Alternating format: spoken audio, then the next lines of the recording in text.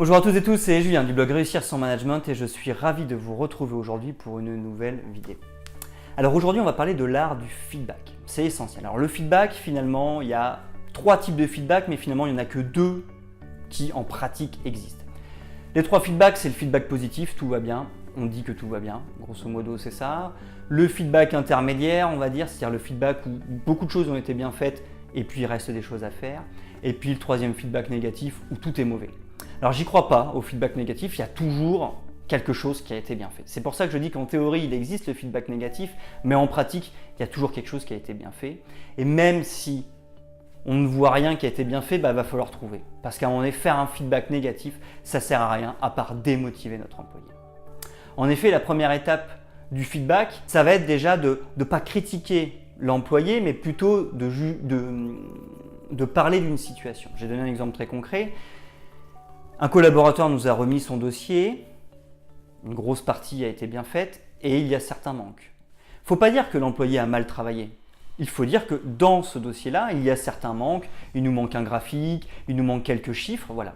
Mais ce n'est pas parce que l'employé a mal travaillé, c'est juste qu'il y a quelques choses, des choses qui manquent dans le dossier. Ce qui est complètement différent puisque si on dit que l'employé n'a pas travaillé suffisamment, on va directement attaquer la personne et là la personne risque de se braquer.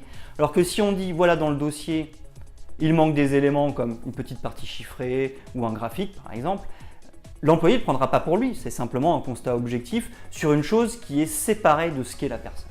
Donc ça c'est bon dans le feedback effectivement de parler de la situation. Ensuite il faudra, j'ai envie de dire, coacher l'employé pour ne pas le laisser seul en fait dans le feedback. Parce que dans le feedback, on va lui donner du feedback positif, donc ça c'est parfait, il faudra toujours lui donner du feedback positif.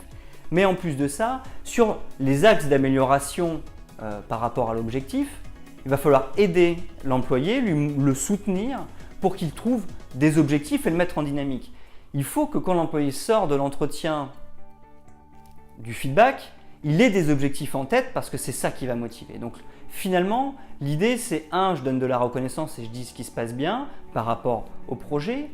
Je mets en lumière ce qui manque dans le projet et, deuxième étape, j'aide le collaborateur à se fixer un objectif pour venir améliorer l'atteinte de l'objectif, améliorer le projet. Enfin, 3e point essentiel, c'est de rester bienveillant et positif et d'être à l'écoute du collaborateur pour lui donner de la considération et pour le maintenir motivé pour la suite des événements. Voilà une bonne pratique qui est l'art du feedback. J'espère qu'elle vous a aidé et je vous donne rendez-vous très bientôt pour une nouvelle bonne pratique.